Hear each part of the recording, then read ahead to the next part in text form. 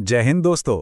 आज हम भारत के चुनावी सिस्टम में एक बहुत ही दिलचस्प पहेली को समझने की कोशिश करेंगे। मतलब एक नियम है जो पूरे देश में लागू हो रहा है, लेकिन सिर्फ एक राज्य असम में नहीं। तो आखिर ऐसा क्यों? चलिए ईसीआई के इस अनोखे फैसले की तह तक चलते हैं। तो देखिए, हम इसे कैसे समझेंगे। सबसे पहले तो बात करेंगे उस राष्ट्रव्यापी नियम की, फिर देखेंगे कि असम इसका अपवाद क्यों बना। इसके बाद असम के अनोखे हालात पर नजर डालेंगे। फिर ये जो दो प्रक्रियाएं हैं, एसआईआर और एसआर, इनका मतलब क्या है इसे समझेंगे। और आखिर में देखेंगे कि ईसीआई ने इसका क्या प्रैक्टिकल हल निकाला है। चलिए तो शुरू करते हैं पहले पॉइंट से। ये राष्ट्रव्यापी नियम आखिर है क्या? ईसीआई ने पूरे देश के लिए क्या प्लान बनाया था? तो हुआ ये कि भारत के चुनाव आयोग यानी ईसीआई ने एक नया नियम बनाया। पहले बिहार में इसका एक ट्रायल किया गया जो काफी सफल रहा। इसके बाद ये तय हुआ कि भाई जिन जिन राज्यों में चुनाव आने वाले हैं वहां की वोटर लिस्ट को बहुत गहराई से, बहुत अच्छे से जांचा जाएगा। और इसी पूरी प्रक्रिया को नाम दिया गया स्पेशल इंटेंसिव रिवीजन, या शॉर्ट में कहें तो एसआईआर। अब देखिए, ये जो प्रक्रिया थी ये पूरे देश में लागू की जा रही थी। मकसद सीधा सा था, चुनावों के लिए जो वोटर लिस्ट है वो एकदम सटीक हो, कोई गलती ना हो। लेकिन कहानी में ट्विस्ट यहीं आता है। एक राज्य था जिसे इस नियम से बाहर रखा गया, और वो राज्य था असम। अब सवाल ये उठता है कि असम में भी तो 2026 में चुनाव होने हैं, तो फिर उसे इस देशव्यापी कार्यक्रम से अलग क्यों रखा गया? इसका जवाब, जैसा कि मैंने कहा, उतना सीधा नहीं है जितना लगता है। अच्छा, पहली नज़र में तो यही लगता है कि शायद इसका कारण असम की लोकेशन है। आखिर ये बांग्लादेश के साथ एक बहुत ही संवेदनशील बॉर्डर शेयर करता है ना? तो ये एक वजह हो सकती है।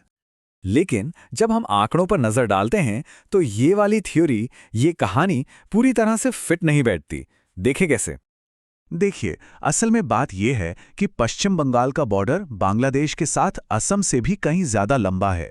और मजे की बात यह है कि वहां पर तो वही नॉर्मल एसआईआर प्रोसेस ही चल रहा है।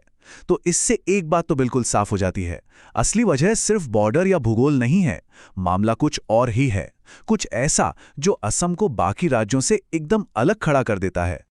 तो ये असली वजह हैं क्या?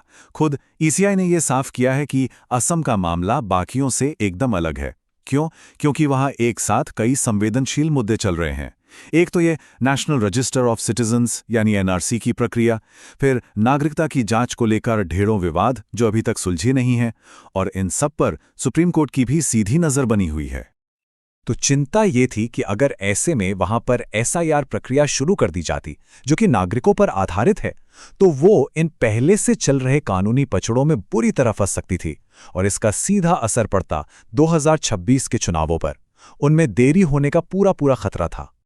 तो इन्हीं सब कानूनी झंझटों से बचने के लिए ईसीआई ने असम के लिए एक अलग ही रास्ता निकाला। तो चलिए अब समझते हैं कि इन दो प्रक्रियाओं में, एसआईआर और एसआर में, आखिर फर्क क्या है। पहले बात करते हैं एसआईआर की, यानी स्पेशल इंटेंसिव रिवीजन की। जैसा मैंने पहले बताया, ये एक नागरिक आधारित प्रक्रिया है। मतलब इसमें लोगों को खुद नए फॉर्म भरने होते हैं और अपनी जानकारी अधिकारियों को देनी होती है। और अब आते हैं एसआर पर, यानी स्पेशल रिवीजन पर। यह है वो हाइब्रिड मॉडल जो खास तौर पर असम के लिए बनाया गया। इसमें उल्टा है, यहां अधिकारी खुद घर घर जाकर जो मौजूदा वोटर लिस्ट है उसे वेरीफाई करते हैं। नागरिकों को नए सिरे से फॉर्म भरने की जरूरत नहीं है। अब देखिए, यहां दोनों के बीच का फर्क एकदम साफ हो जाता है। एक तरफ है एसआईआर, जो पूरी तरह से नागरिकों पर निर्भर है। लोग खुद फॉर्म भरते हैं और इसमें विवादों का खतरा भी ज्यादा होता है। और दूसरी तरफ है असम का एसआर मॉडल, जिसे प्रशासन चला रहा है। यहां अधिकारी खुद मौजूदा लिस्ट को वेरीफाई करते हैं। इससे होता क्या है, ये प्रक्रिया तेज हो जाती है और इसमें विवाद होने की संभावना भी कम हो जाती है।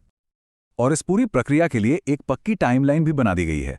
मतलब घर घर जाकर वेरिफिकेशन कब होगा, ड्राफ्ट लिस्ट कब आएगी और फाइनल लिस्ट कब जारी होगी, सब कुछ तय है। मकसद यही है कि 1 जनवरी 2026 की जो कट ऑफ डेट है, उसके हिसाब से विधानसभा चुनावों से काफी पहले ही एक साफ सुथरी वोटर लिस्ट तैयार हो जाए। तो कुल मिलाकर ईसीआई ने एक ऐसा बीच का रास्ता निकाला, एक ऐसा मिडिल पाथ चुना जो कानूनी रूप से भी ठीक रहे और असम की जो जमीनी हकीकत है उसके साथ भी मेल खाए। और ऐसा नहीं है कि यह फैसला सिर्फ ईसीआई का है। असम के नेतृत्व ने भी इसे एक बहुत ही प्रैक्टिकल सॉल्यूशन माना है। खुद मुख्यमंत्री हेमंत बिस्वा शर्मा ने कहा कि ये एक सराहनीय, यानी तारीफ के काबिल फैसला है। इससे एक सही वोटर लिस्ट बनाने में मदद मिलेगी और उनकी सरकार इसमें पूरा सहयोग करेगी। तो जब राज्य सरकार खुद इस फैसले का समर्थन कर रही है, तो इससे ये बात और भी ज़्यादा साफ हो जाती है कि असम के जो खास हालात हैं, उनके लिए ये एक बहुत ज़रूरी और शायद सर्वसम्मति से लिया गया फैसला था। तो इस पूरी कहानी का निचोड़ क्या है? सार ये है कि कभी-कभी एक देश एक नियम वाला फॉर्मूला हर जगह फिट नहीं बैठता।